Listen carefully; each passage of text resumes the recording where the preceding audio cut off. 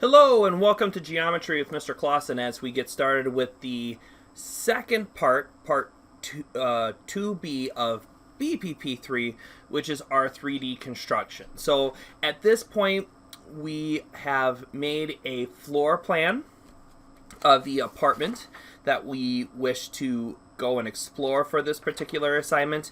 We've made the exterior walls here that we had from the previous 2A portion of the video. And what we're going to look at specifically today is how to do the interior wall. So I split this up because I'm trying to keep these videos as far as reasonable in length, as far as what it would be for a class period that we would normally have in school. And so really we're going to keep looking at part 2 for this particular assignment, and instead of just looking at the exterior walls, we're now going to start going into the interior wall. So hopefully this will be relatively short. So what you should need is your apartment plan. If you are copying it or if you're doing a close variation, this might be handy to have at your disposal, or the one that you did in BPP2 if you're copying some of those components. And then obviously your actual floor plan that you had before, your template, your ruler, I mean all the previous materials that you've had. So what you see here is my floor plan. You see I have, a lot of my common objects. I have, I decided to do a tub and a bed and some of these different things.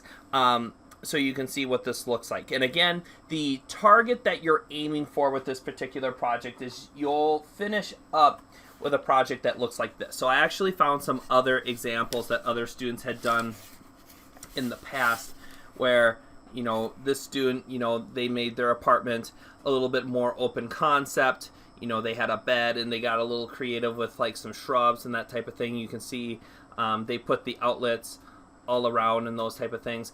Keep in mind that this was the first year that I did this, so I've changed a little bit of my requirements in terms of the outlets, and using the architectural template more because it makes things look quite a bit neater. But you can kind of get an idea from this, what the end result should look like as far as this floor plan goes. Here's another project, a student drawing in all the stuff on the kitchen, practicing using that template where they can, drawing in the windows, drawing in the outlets and those type of things as far as where that should look. This particular student, we got a refrigerator here, made a model of themselves. They got a little creative with the cardboard. Don't feel like you need to find poster board or cardboard that's to the right thickness as far as the wall thickness goes. This student in particular went and actually found cardboard that was 1/8 of an inch thick and almost a 1/16 of an inch thick, or as close as they could get it to represent that. So excellent attention to detail, but you can see there, the windows, the light switches, I'm drawing all that, and these projects had a little bit of variation, with the score, but, again, a little bit of creativity. They had a little different template at their disposal, so they drew in some ceiling fans and then some stuff. So have some fun with it. You guys are getting a fair amount of time to work on this. Obviously, like during the videos if you so choose, and also some extra, like, in-class time or designated time to work on it. So take advantage and really try to get a lot of these details hammered and out of the way. So with that said, we have our walls that we had from last time. You can kind of see where some of the final projects are going, what some students have turned in the past.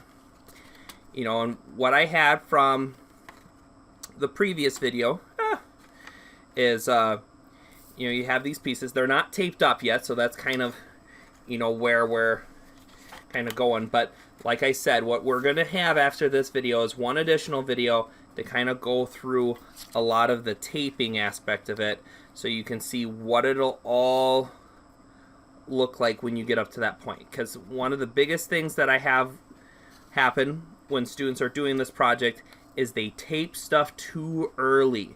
And when they start taping, it gets a little gung-ho crazy sometimes. The amount of tape that gets used to hold it in place. And that's not a bad thing. You want your template to be set up and looking good and all that. But, you know, before you start using all that tape and having to redo a whole bunch of stuff, you want to make sure that you have everything drawn out that you want drawn out before you get to that point. Which is why the video series is here. You know, just to kind of make sure, like, hey, how are we feeling? How this thing's going? So, with that said, now what we're going to do is we're going to start, you know, working on some of these interior walls. We have all the exterior done. And so I have a few remaining pieces, and actually most of this should get me really close to where I need to be as far as this template goes. You know, so I'm going to start just looking at the pieces that I have, figure out how I can, you know, maybe combine pieces, build a little bit of rigidity like into the blueprint itself, as far as, you know, how to make and model, you know, and how you approach this will differ from apartment to apartment. It doesn't necessarily matter. I'm just going to try to take advantage of as many things as I can here. And so, for example, you know, one of the things that I could do is, you know, let's say I'm going to use this bigger piece to go and try to, you know, combine some components here. And actually, like, one example might be is I go and I do this all in one big piece here, this whole L-shaped thing here.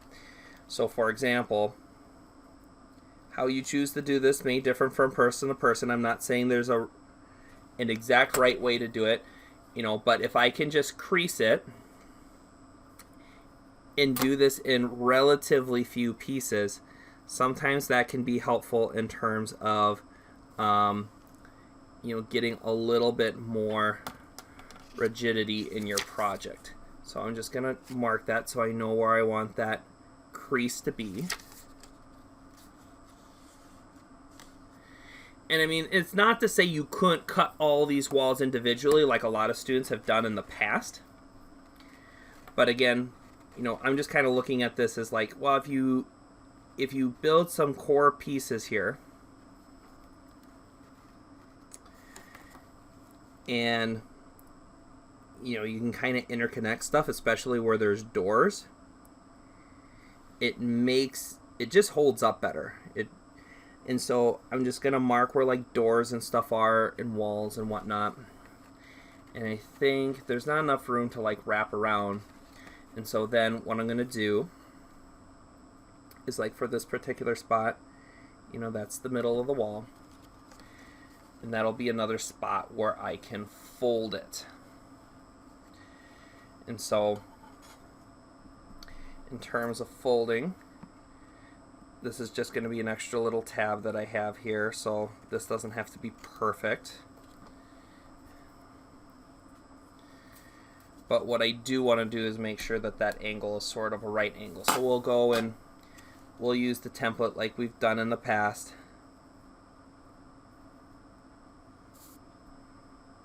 Actually, I'll do it like this. So I'm just making it straight there, drawing a straight line.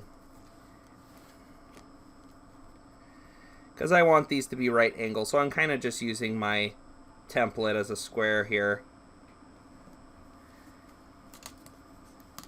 And again, this is just a little flap. And I'm going to fold it towards the bedroom side just simply because that is where there isn't anything on the wall that I'm particularly concerned about here. And so, go, and I got some interior walls here. I got a little bit of a flap to kind of hold stuff up. I guess you could leave a little flap there too. You know, there's a little room to kind of, you know, take advantage of some different things there. And so I'm going to use that as a interior wall. So now if I go and do this wall, this piece is a good length to do the closets. And so again, I'm going to go and just do some folding. I'm going to take advantage of some different properties here and try to fold this out. And again, I'm just taking my time with this. I want this to look decent when I'm done with it. You know, we're designating some time for it. So So again, giving myself a little bit of a fold here, something to tape onto the main wall. And what you'll notice here, in here, is a closet, so I'm going to draw that in. And that's where the next crease is going to be.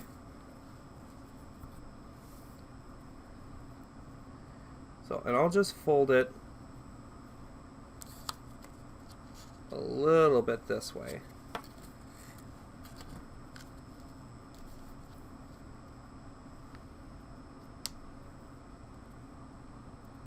And then I gotta get underneath there. Just fold it more that way. Oh, and you'll see I have just a little bit left there to kind of crease back the other way, because you know I have this other wall here. So, go.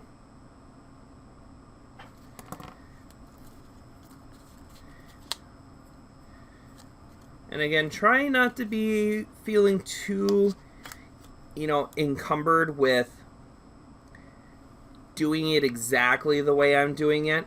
I'm just showing you some of the tips and tricks that I've seen and things that students have taken advantage of that I feel like set their projects to a little bit higher level, a little bit more formal.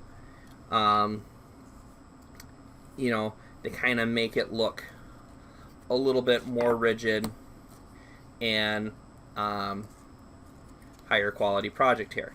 So, I got this, got a little bit of something to either glue or tape or whatever you have at your disposal here, and have that present. Okay, so got that, and you can just see where that's all going to come together here eventually, in terms of those pieces. So now we have one additional wall here, we have our closet, and then just one wall of our bathroom here in terms of going and drawing this out. And we're getting pretty close to where we need to be here. So in terms of the bathroom goes here, I'm not sure if I have enough to like fold all the way around and do this here. That would be kind of nice if it worked out that way, because then I don't need a whole bunch of extra paper.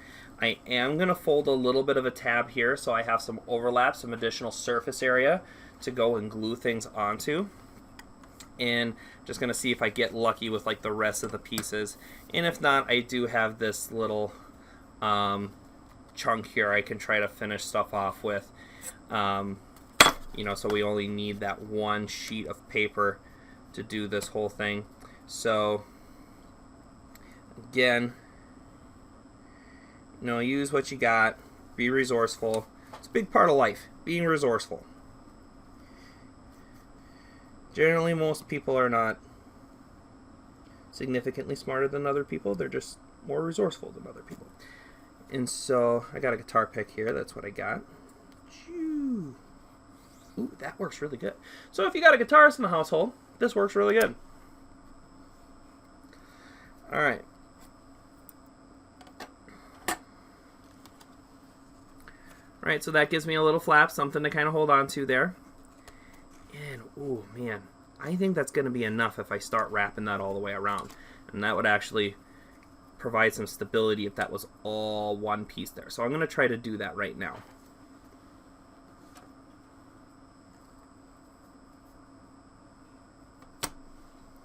And so we'll go line that up there.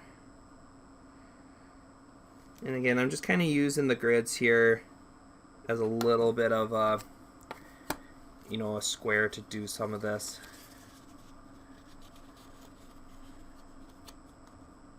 If I draw the line, I generally find it easy to kind of fold it, kind of roll it to that position where it needs to be. Just try to make sure you're folding it the right way. And again, what I'm trying to do is that bathroom wall in that closet. And do that chunk of wall now. So that'll be the back of the closet. And again, you just get a little bit of additional rigidity here which, you know, if we're looking at the rubric, it doesn't necessarily say that rigidity is graded, but, you know, you want to go,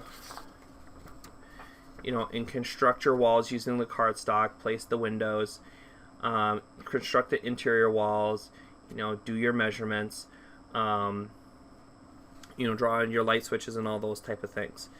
And so it just, in terms of what we're doing right now, is not necessarily required for a perfect score, but it keeps your blueprint from shifting and doing a bunch of different things as you're going through.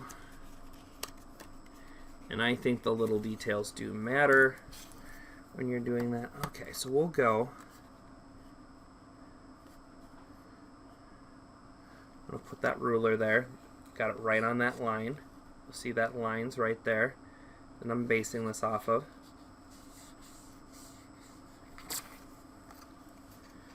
Alright, and now we're going to fold that piece of paper one more time. So hopefully you can kind of see here. I'll try to shift over and kind of see here where I'm overlaying that. So what I'll do is, since that wall's here, in the middle of that wall there, and just put a little tick mark there. Little tick mark right here where that next fold has to be. Use your blueprint the entire time when you're trying to do this layout. So I'm going to square it up on that line. Trying to make sure it's square. If you got a guitar pick handy, wow, that works good. See, this is sometimes the benefit of doing this stuff at home when there's just random gizmos and doodads that you normally wouldn't have at your disposal. Alright, and let's see how close this gets us. And oh, is it just, oh, it's not quite enough. What a bummer. Alright, so I think what I'll do here is that piece of paper just isn't quite long enough, unfortunately. And that's okay. I think what I'll do is I'll just cut that off, and then I'll just, you know, attach a new piece there just so I have that rigidity that I'm looking for. So, not a waste. We're not going to toss the whole thing. Again, this is the only 3D component I have in my unit at this time. But what you'll notice is it just gives you a lot of practice with the template and stuff. So we'll go and draw that out like that. And before I get too carried away here, I'm going to go and draw in where the door is here. So I have that. And actually what I will do as well before I get too carried away is I'll also mark where the flash, or not the flashlight, my goodness, where the light switch is. And if we go and draw that there, the light switch, if you guys can see that, that's the light switch marking right there on your template. And then we'll go, and I'll just put a couple switches like that. That is your light switch in your fan and those type of things, which is why I just drew a double switch there. And so now that we have, you know, these couple components here that we have, let's cut the piece that we need for the door here. And what I'm going to do is I'm just going to wrap this whole thing around. So we'll take this extra slip of paper that I have here, fold on this side, fold on that side. And the biggest area where students sometimes get in trouble with these blueprints as far as making them look correct is when they do doors, for example. And then you'll see this student wrapped around, so that actually looks okay. But if there's no you know, place to like attach the door, I'm not seeing a good example on those blueprints. This might be the best example that I have, is that if you don't have, you know, something to attach the paper on like both sides and you have the door, sometimes it's really hard to get it straight on there and making that look the way you might want to. And we see here that there's even a door missing and those type of things. And so you have to be intentional when it comes to the doors, or sometimes it just doesn't look right. And so what I'm going to do again is take my ruler, square that up,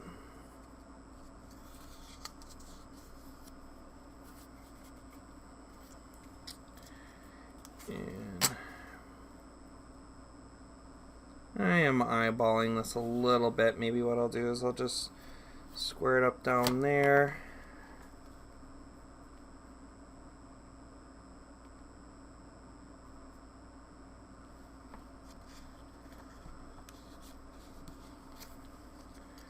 Alright, and so now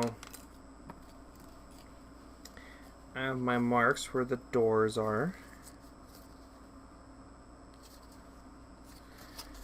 And so if we put that in like this, we can clearly see what that is. Make sure the tick marks are still, where we want them. So that's a wall there. That's a wall there. And then that's our door. And so now we have that in place. Now the door should be 7 feet tall.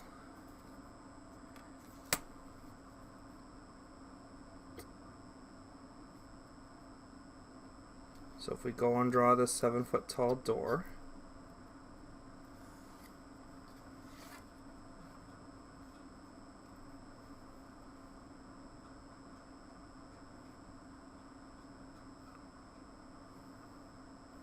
so that'll be 7/4 inches. And that's how all the doors are going to be, is we're just going to do them 7 feet tall. Now when you're going and you're looking at this, remember which way it hinges. So this side needs to get cut because the hinge is over here. So we're going to go. So just make sure you don't do that backwards, otherwise you got to redo the piece again. And just carefully cut as accurately as possible. You know where that is. And so now let's fold that door the other way.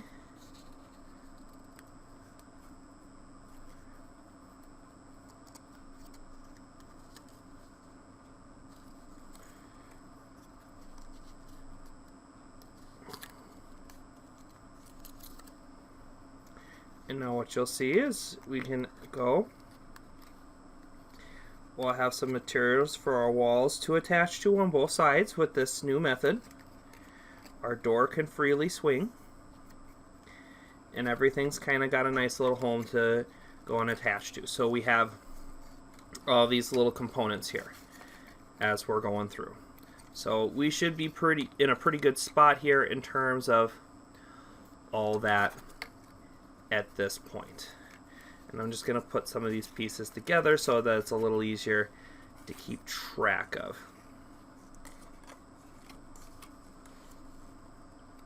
So that'll buddy up like that.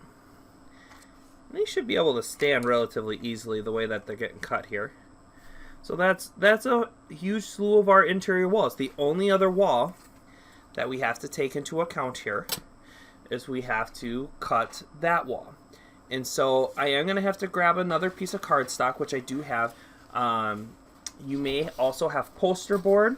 Sometimes I have that at the school. So if I sent you with pieces of poster board, you should have more than enough paper at your disposal.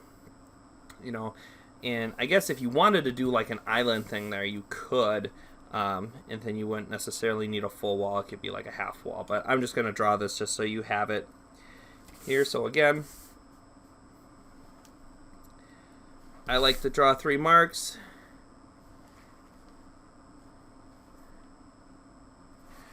And take the average between those 3.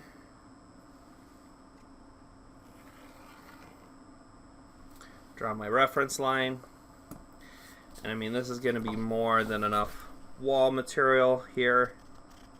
So we'll go and cut this all out.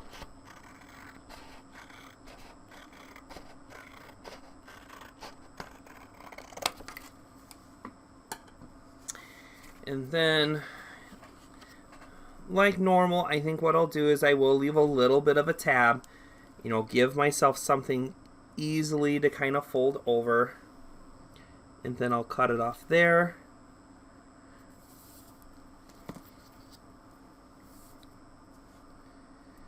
And we'll take our ruler again. Give myself something very clear and obvious to attach.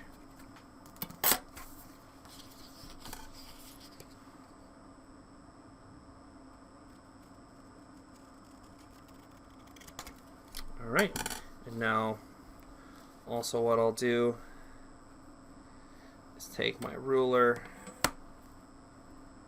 use the edge of the paper as a guide, use the grids as a guide. You can see that that ruler is relatively straight across. And if you got something handy dandy like a guitar pick, and not required, just use what you have at your disposal. Just do a fold. Got myself a nice crease there. And again, as you're taping this or attaching it or doing whatever you have to do to get it attached, it'll give me a nice piece to hold on to. Again, part of the idea of using some of the folds and the creases and those type of things is it gives me things to go to attach to, and also as I'm laying it all out, we can clearly go and kind of lay it out, because when we get to part 3, the part 3 video, like the big thing that I'm going to be really focusing on here is, you know, do we have everything done?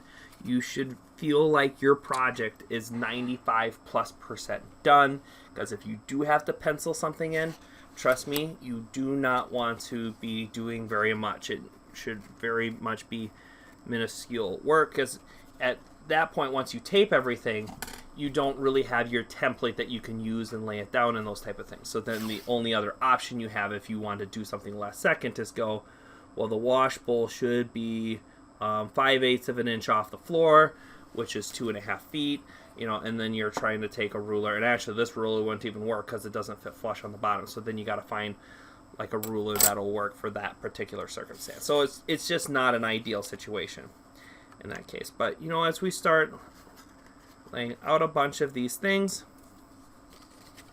we'll see that I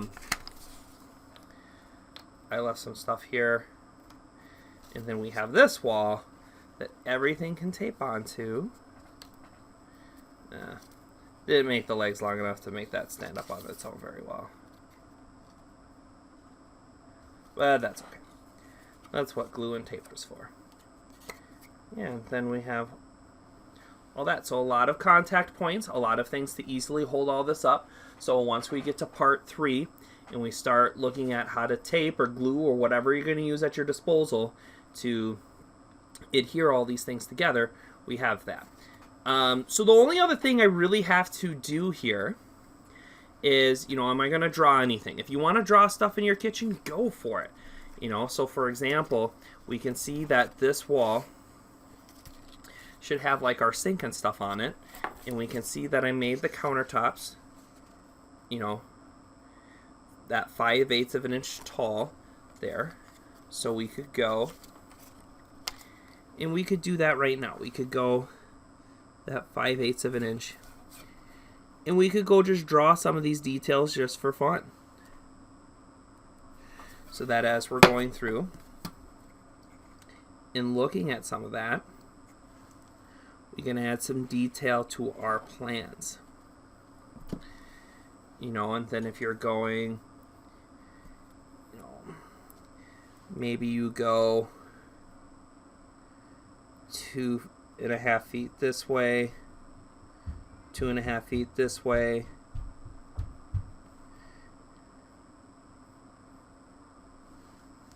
Actually, let's just go with some 3-foot cabinets. I think 3-foot cabinets would be the way to go here after looking at this. So if we're looking at cabinets here, maybe you could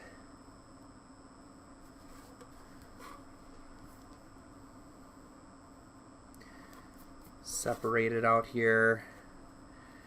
You know, maybe draw some doors. Again, one way you can do that is use like the drain board.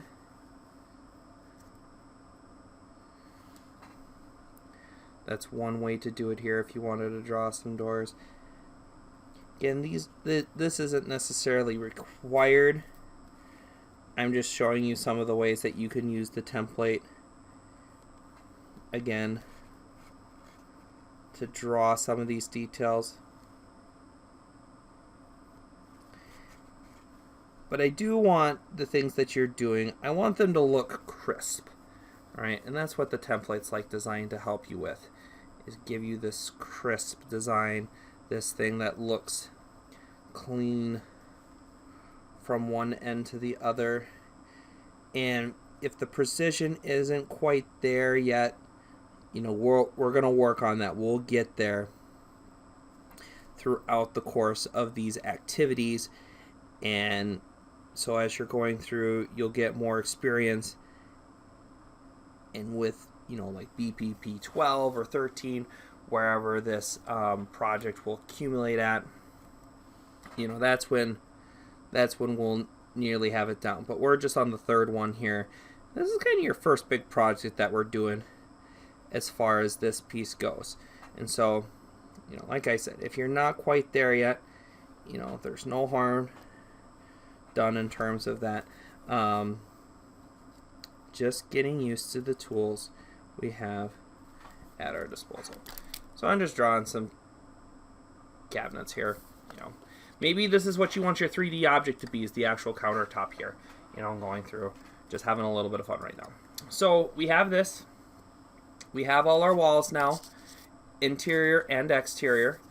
And the big thing that you have to do this before you start gluing things on, you know, is, you know, start laying things out and figuring out if you need to cut any doors. And like, so here I see, oh, there's a door here and it swings this way.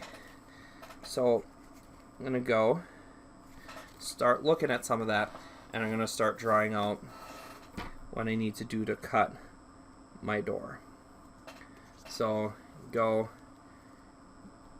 door should be 7 feet tall. That's at least the rough opening. Actually, that doesn't quite look parallel, so I'm going to tweak it just a little bit.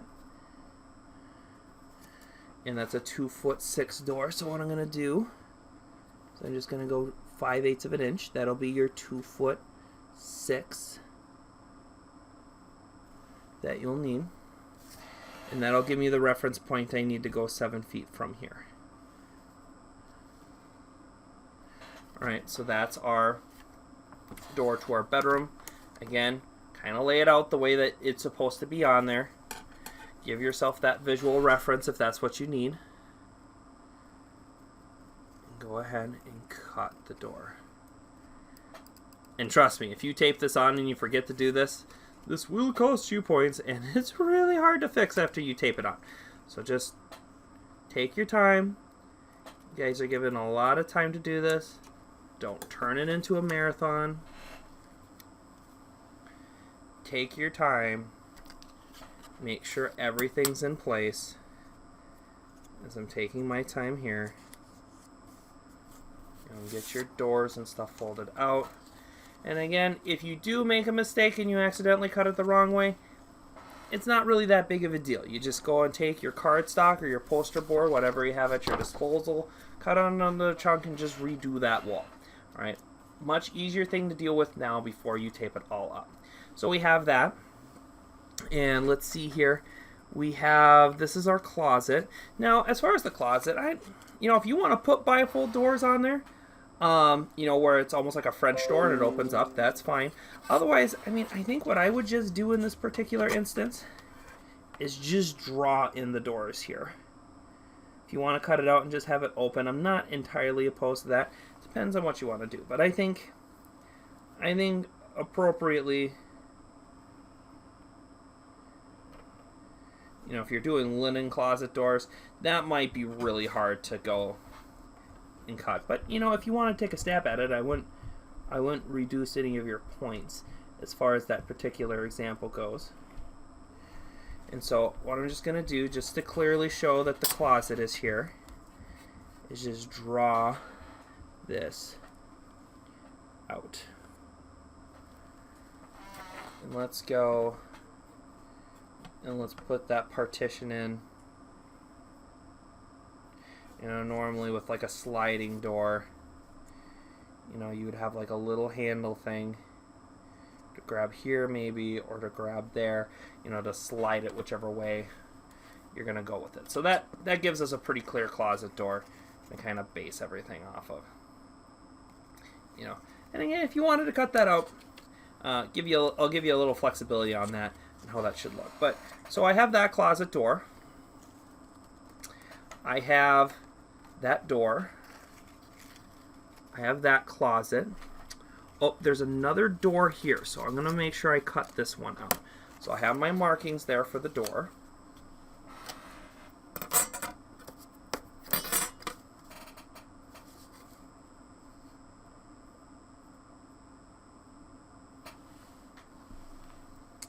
Let's go 7 feet. And that's also a 2'6" door. So that's 5/8 of an inch to scale.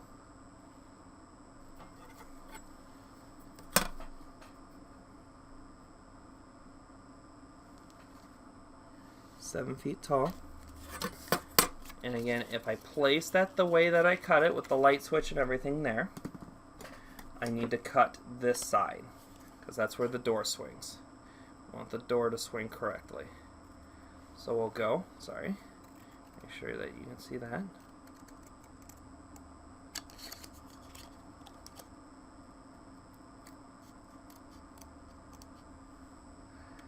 Keep bringing it closer to me. I guess I have the camera set too far in front of my desk. But now we can go again, take our ruler and use it to just crease along where that door is there. Alright, and now we have our door, we have our extra wall there. You know, it'll be a little tricky getting some of that, you know, to be where it's supposed to be. But again, since you have some of these extra flaps, some extra like places to like attach things, it should really help to keep the scale looking where it should look.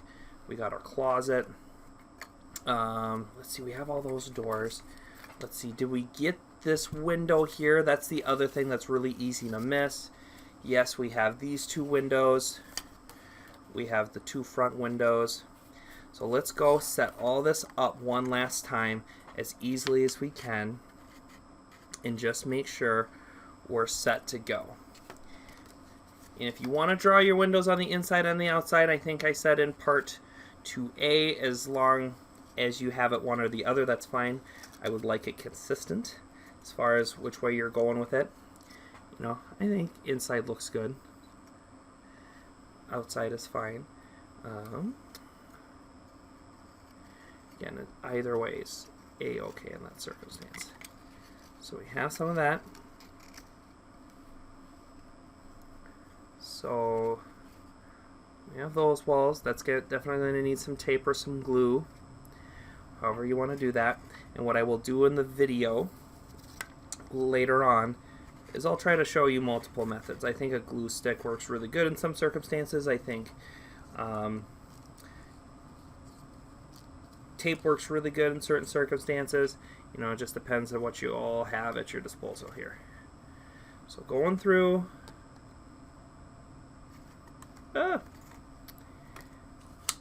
Again, without tape, I guess this is going to be a little bit interesting, but that's okay. We're just kind of eyeballing everything at this point and seeing if we have all of our pieces.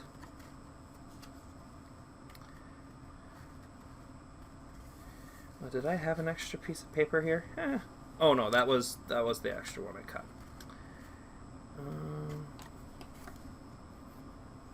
Yeah, that's the one that's here. So we'll just, that was my extra piece. Alright. That goes like that because that's where my countertop is. And I mean, looking at this, I think all of my doors are accounted for. all of my windows are accounted for. Light switches, those type of things are accounted for. And so I'm just going to look at my now that I'm looking at this, I'm going to look at my blueprint one last time. So I have my 8-foot tall walls constructed accordingly with cardstock, place windows with measurement labels. All right, I have those measurement labels. That's what the 2030 are, width and height. This video is showing you how to write it on the outside. Oh, I do specify the outside.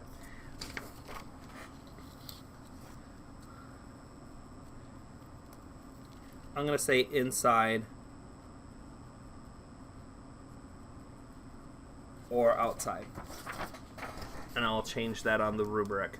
Also accurately place the front door, so it's either or. Let me erase that.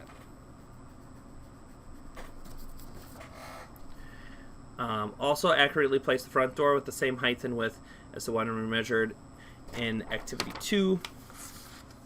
And that's where these things come from. And construct the interior wall 8 feet tall. Draw doors, measurements recorded in Activity 2, and worksheet to complete the project.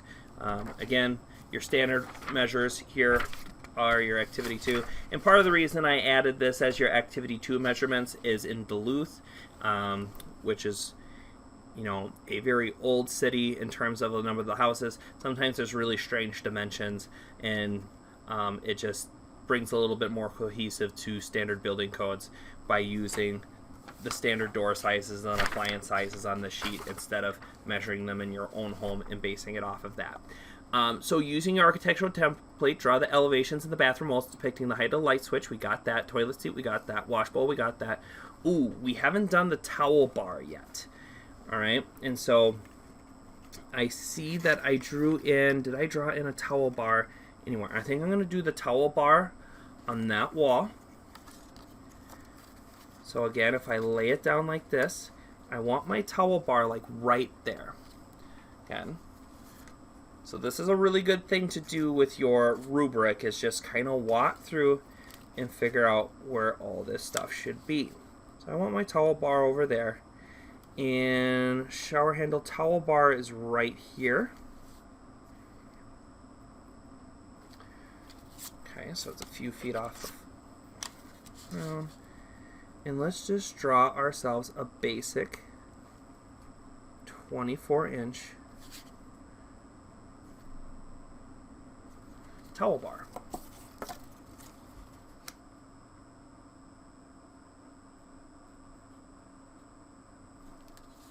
Okay. So now as we're looking at all that, we have our towel bar on the wall. Let's go through the rest of the rubric. Curtain rod. We got our curtain rod there for the shower. Place them as you see appropriate in the bathroom. Creative details encouraged. Draw in one other light switch in at least one for each room, and at least one other detail using your architectural template to place an object on an interior wall. Okay, so with that, I need to make sure I'm including things like light switches and stuff for the other rooms. All right, and so as we're going through this, we have one in the bathroom, but we should also have one in the bedroom here. So I think like this spot would be a good location for a light switch. So I'll just draw a $sign there. And what I'll do is, again, I'll take my template and lay it either way. We'll just match it up with that.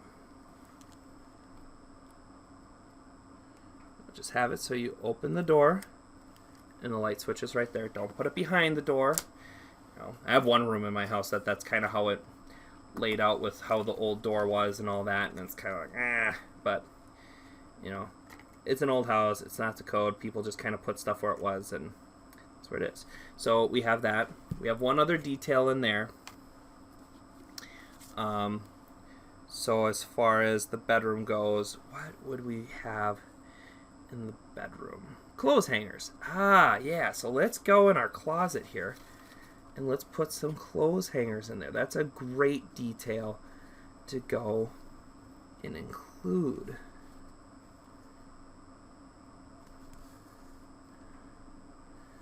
So we'll go draw out that right there, and let's just go draw ourselves a couple clothes hangers. So that's a detail in that room. Going through again and be a little creative with it. I mean, you have some options here, you know, as far as the templates that you have at your disposal. So now let's do a switch in the kitchen here.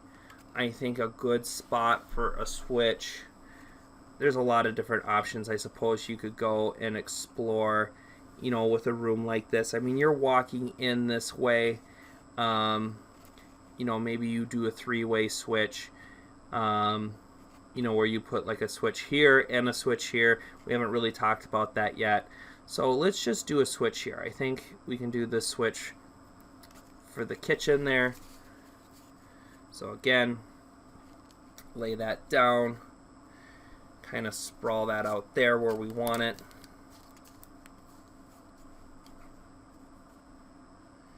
And we'll go in wrong portion of the template. Let's go and draw ourselves a super basic light switch there. Give us some things at our disposal. Probably don't necessarily need a light in the dining room, but we should definitely have a switch there at the front, which I already have here. You know, just for the sake of it, let's do a switch over here, just to do something on that wall.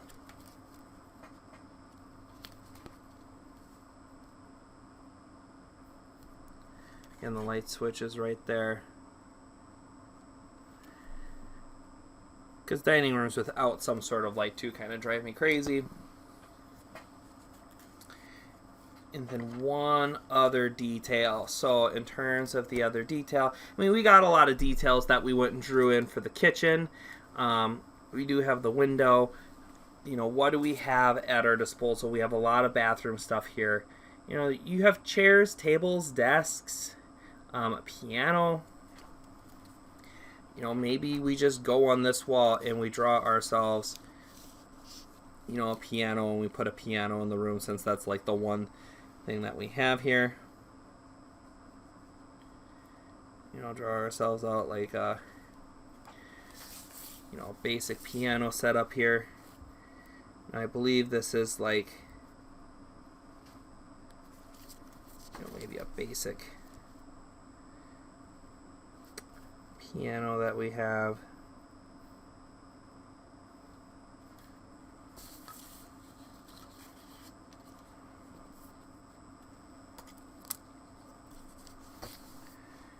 In terms of kind of guessing on this a little bit, but you know, you have your white keys.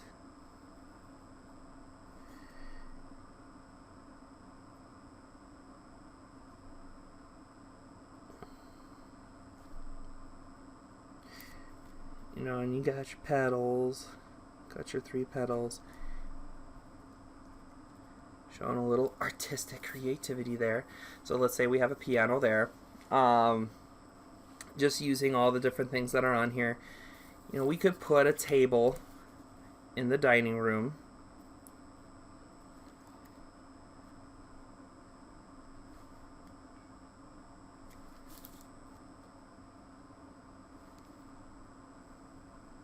Now I am using this. This is 16 inches spacing on center, so this is not like 1 foot, 2 foot, 3 foot. Just keep that in mind if you guys notice that. This is actually for counting studs that you would need in a wall, so don't get too carried away with that. But let's go and let's draw in like a basic table here. You know, so this is an example of a table. And I don't know, let's just draw in a chair with that too.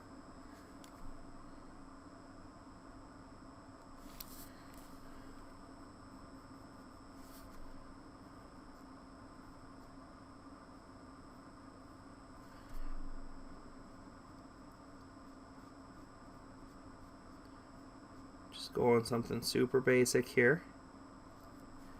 And that is your chair. Alright, so now we have nicely met that specific standard as well.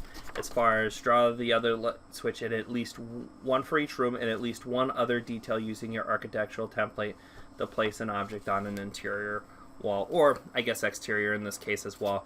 You know, you are just trying to draw in some of these details. So now, you know, we're going through. We have now laid out a number of these given details. Whew. And yes, as you're going through this, things will fall over a lot. It's just part of dealing with paper. Lumber does the same thing too, which is why you know, having two people do this is helpful. Although I feel like the marginal product of having two people help you do this would be a little bit frivolous, but you know, I digress. And so we have all these pieces now.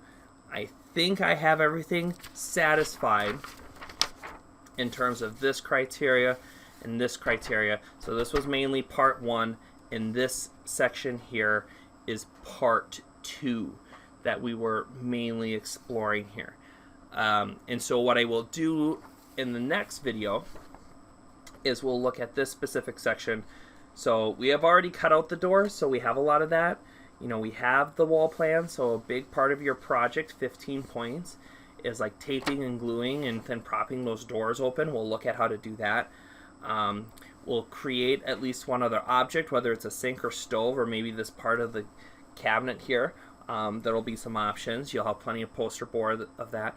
And then we'll do a scaled model of yourself, you know, and then you'll write out, you know, what that is. So we'll go through all those different steps in the next video, but with everything that we have here so far, hopefully this gave you a, you know, a broad understanding again of how to go and cut out the walls, some different tips and tricks as far as going in folding everything to scale, how to use this template and really use this scale on the side, maybe using other opponents to square everything up. It's been fun doing this with you guys, and hopefully you're keeping up with it. On Friday, or at some point, I'll have a checkpoint, you know, just to see how, you know, things are going along with the project, like with your class time, and just see, you know, how things are going. And with that said, let's do some math.